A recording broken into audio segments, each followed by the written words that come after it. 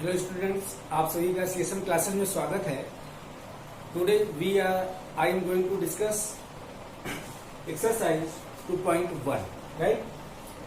तो इसमें मैं आपको बता दूं चैप्टर 2 आपका है रिलेशंस एंड फंक्शंस। इसका इंट्रोडक्शन पार्ट फर्स्ट वीडियो में हम डिस्कस कर चुके हैं। यहाँ पे एक्सरसाइज 2.1 को हम डिस्कस करेंगे, ठीक है।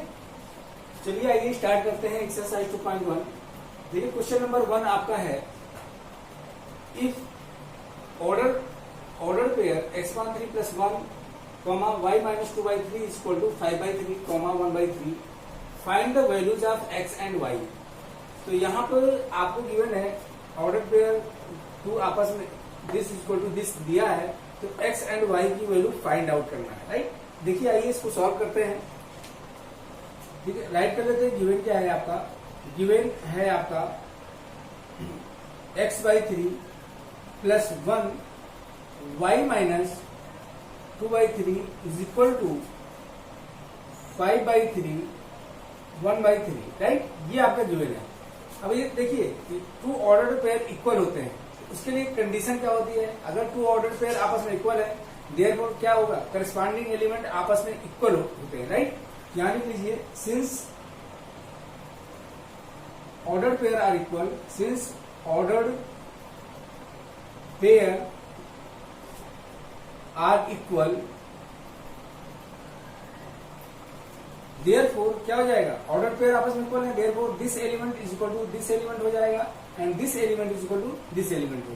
तो राइट कर लीजिए x/3 plus 1 is equal to आपका हो जाएगा 5/3, राइट। एंड यहां पे आपका आ जाएगा y minus 2/3 is equal to 1/3 आ जाएगा। अब यहां से x और y की वैल्यू फाइंड आउट कर सकते हैं। तो यहां से आपका आ जाएगा x/3, 1 को इस साइड ले जाइए, आपका आ जाएगा 5/3 minus 1, this is equal to आपका आ जाएगा 2/3। अब देखिए x/3 इज इक्वल टू 2/3 आएगा, तो यहां से x की वैल्यू निकालेंगे तो आपका 2 आ जाएगा, राइट। एंड इसी तरह से y minus 2/3 is equal to 1/3 है, यहां से y इज इक्वल टू आपका क्या आ जाएगा 1/3 प्लस 2/3 आ जाएगा एंड दिस को सॉल्व करेंगे तो क्या आ जाएगा 3/3 आ जाएगा, राइट। यहां से y इज इक्वल टू आपका 1 आ जाएगा, 3/3 आपको 1 आ जाएगा। तो इस तरह से यहां पर हम देख रहे हैं x की वैल्यू 2 है एंड y की वैल्यू 1 है।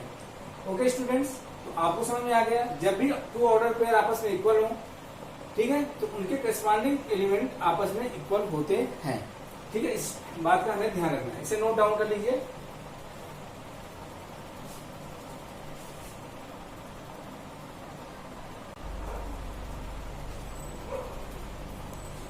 ओके स्टूडेंट्स, आइए क्वेश्चन नंबर 2 स्टार्ट करते हैं।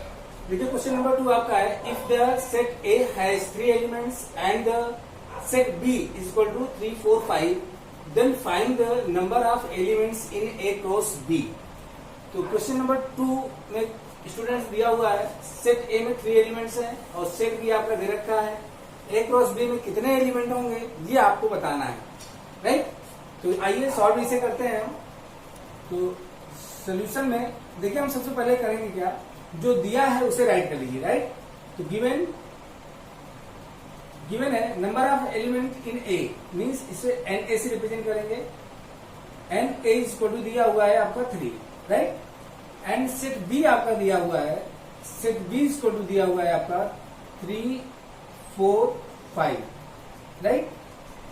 देखिए सेट बी दिया हुआ है आपका 3 4 5, तो number of element in set B N B से रिप्रेजेंट करते हैं, number of element in set B is equal to कितना हो जाएगा, काउंट कर लीजिए 1 2 3 एलिमेंट है, यहाँ 3 आ जाएगा, ओके। अब हमें फाइंड आउट क्या करना है, हमें फाइंड आउट करना है N A cross B, right. ये हमें फाइंड आउट करना है number of element in A cross B. A cross B Cartesian product को रिप्रेजेंट करता है।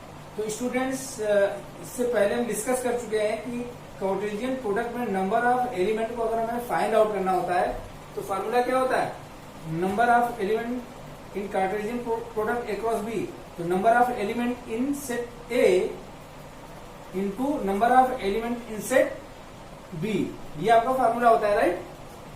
तो वैल्यू पुट कर दीजिए, number of element in set A आपका 3 है, 3 राइट करेंगे into number of element in set B 3 है, राइट। तो 3 3 9 आ जाएगा। स्टूडेंट्स ये आपका आंसर हो जाएगा, राइट। आई थिंक आपको समझ में आ गया होगा, बहुत ही सिंपल क्वेश्चन है, ठीक है ना। इसे नोट डाउन कर लीजिए।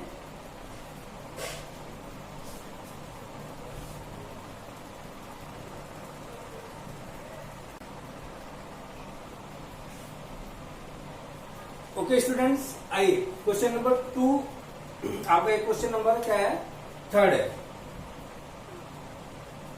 राइट। तो क्वेश्चन नंबर 3 स्टार्ट करते हैं। If G equal to set G equal to this दिया हुआ है and set H equal to this दिया हुआ है, find G cross H and H cross जी।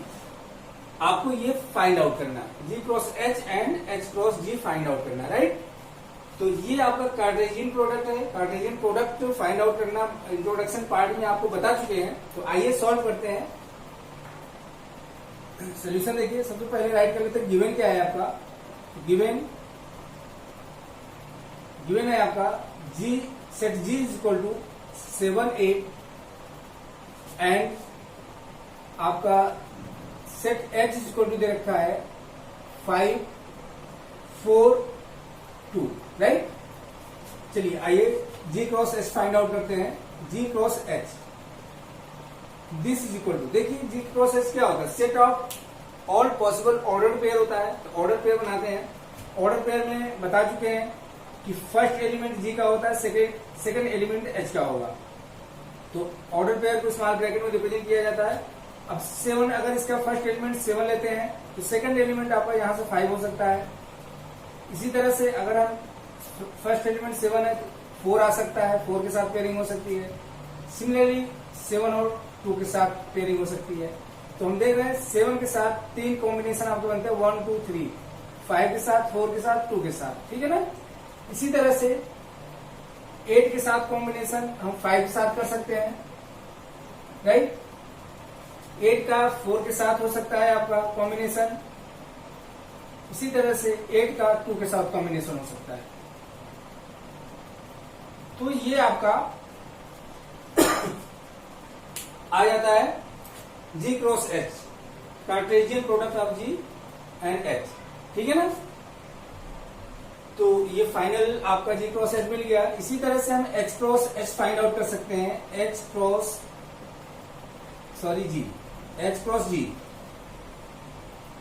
देखिए एच क्रॉस जी को हम क्या करें, इसमें जो हमें जी क्रॉस एच मिला हुआ है, हर ऑर्डर पेयर के एलिमेंट को आपस में हम इंटरचेंज कर दें, एच क्रॉस जी हमें डायरेक्टली मिल जाएगा। आप यहां से भी पेयरिंग कर सकते हैं, 5 का 7 के साथ, 5 का 8 के साथ, इसी तरह 4 का 7 के साथ, 4 का 8 के साथ, 2 7 2 8, इस तरह से पेयरिंग आप बना सकते हैं, सेम आंसर आएगा। तो यहीं पर मैं आपको एलिमेंट का पोजीशन यहाँ पर चेंज कर देता हूँ हर ऑर्डर पेयर का, तो एच क्रॉस जी हमें मिल जाएगा, राइट।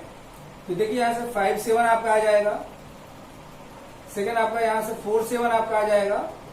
यहां से आप राइट कर लीजिए 2 7, सिमिलरली 5 8 एंड 4 8, और यहां पे आपका आ जाएगा 2 8। ये आपके जी एच क्रॉस जी मिल जाएगा, राइट। इस तरह से कार्टेशियन प्रोडक्ट हम फाइंड आउट करते हैं। ओके स्टूडेंट्स, आई थिंक अच्छे से आपको समझ में आ जाना चाहिए और आ भी गया होगा। इसे नोट डाउन कर लीजिए।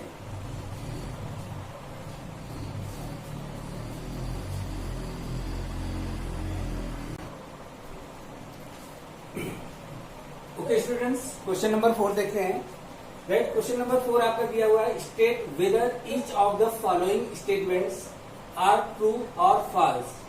If the statement is false, rewrite the given statement correctly. देखिए इसमें आपको दिया हुआ है कुछ, इसमें क्वेश्चन नंबर 4 में 3 पार्ट दे रखा है, पार्ट 1, पार्ट 2 एंड पार्ट 3 दे रखा है, राइट। तो आपको यहाँ पे बताना है, स्टेटमेंट दे रखा है और इसको चेक करना है कि जो हमारा गिवन स्टेटमेंट ट्रू है या फॉल्स है।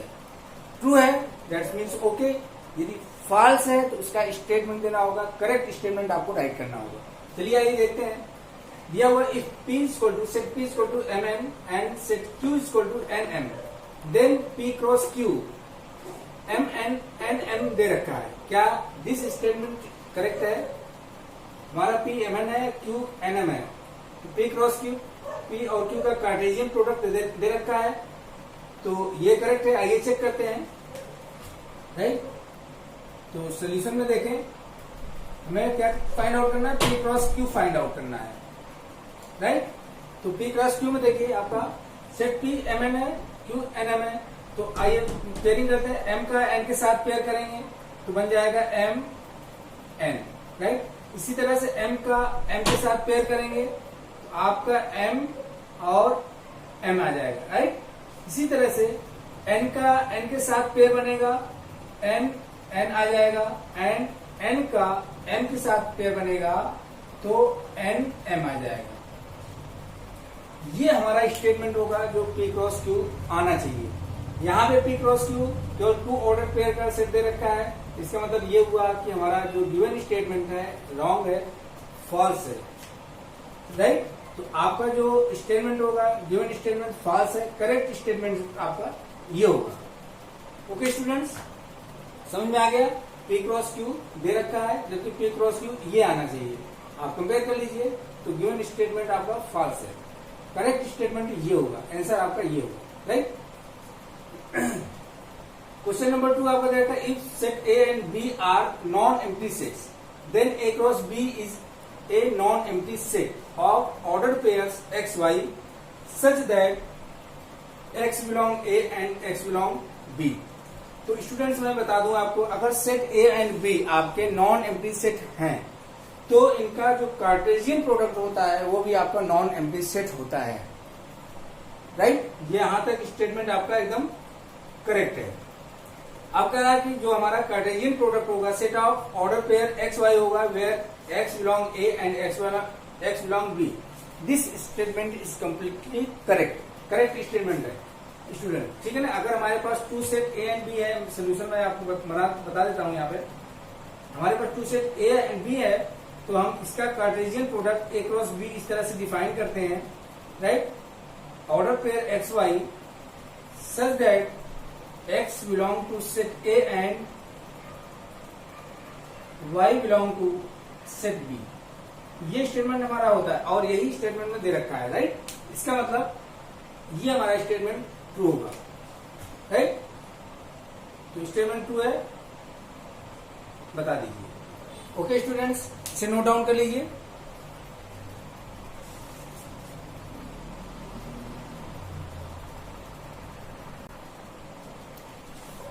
ओके स्टूडेंट्स, आइए थर्ड पार्ट देखते हैं इसका। थर्ड पार्ट में दे रखा है if a equal to this and b equal to this set, then a cross b intersection 5 equal to 5 होगा। क्या ये स्टेटमेंट करेक्ट है या नहीं है? देखिए सेट a और सेट b आपके नॉन एम्प्टी सेट है, राइट। तो मैं आपको बता दूं, अगर b इंटरसेक्शन 5 की बात करें, इसमें b इंटरसेक्शन 5 की बात करें, b आपका नॉन एम्प्टी सेट है, 5 आपका एम्प्टी सेट है, राइट। तो इनका इंटरसेक्शन आपका 5 होता है, राइट। कंफर्म में 5 क्यों होगा? क्योंकि ये नॉन एम्प्टी सेट है, इसमें किसी तरह का कोई भी एलिमेंट नहीं है, बी में एलिमेंट है। अगर इन दोनों का कॉमन एलिमेंट लिया जाए तो क्या होगा? कोई भी एलिमेंट नहीं मिलना, क्योंकि एम्प्टी सेट है, इसमें एलिमेंट है ही नहीं। इंटरसेक्शन कॉमन एलिमेंट को रिप्रेजेंट करता है, तो देयरफॉर इनका जो बी इंटरसेक्शन 5 होगा, क्या आएगा आपका? 5 आएगा। क्लियर है? समझ में आ गया? ये आपका एम्प्टी सेट है, इसमें किसी तरह का कोई भी एलिमेंट नहीं है। बी आपका नॉन एम्प्टी सेट है, इसमें आपके 3 और 4 एलिमेंट है। क्या इन दोनों में कॉमन एलिमेंट आपको मिलेगा? आंसर क्या होगा? आपका आंसर होगा नहीं मिलेगा, क्योंकि इसमें एलिमेंट है ही नहीं। इसका मतलब बी इंटरसेक्शन 5 क्या होना चाहिए? 5 होना चाहिए, 5 होगा। अब यहाँ पर देख लीजिए, इसका मतलब ये हुआ कि बी इंटरसेक्शन 5 के साथ हम 5 राइट कर सकते हैं। तो आप इस तरह से इसे राइट कर सकते हैं, A cross B intersection 5, this is equal to हम राइट कर सकते हैं इस तरह से, ए क्रॉस 5, बी इंटरसेक्शन 5 के स्थान पर हमने 5 रख दिया।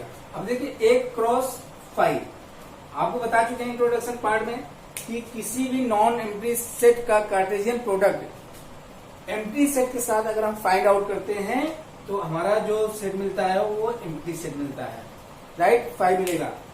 किसी भी नॉन एम्प्टी सेट का कार्टेशियन प्रोडक्ट एम्प्टी सेट के साथ क्या होता है, एम्प्टी सेट होता है, तो 5 मिलेगा।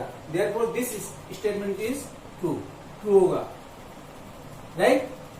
तो स्टूडेंट्स क्वेश्चन नंबर 4 तक आपका कंप्लीट होता है, ठीक है ना। आपको अगर मेरा वीडियो समझ में आ रहा है, अच्छा लगता है, तो आप हमारे वीडियोस को ज्यादा से ज्यादा शेयर करें एंड सब्सक्राइब करें, जिससे ज्यादा से ज्यादा स्टूडेंट्स इसका एडवांटेज ले पाए। धन्यवाद स्टूडेंट।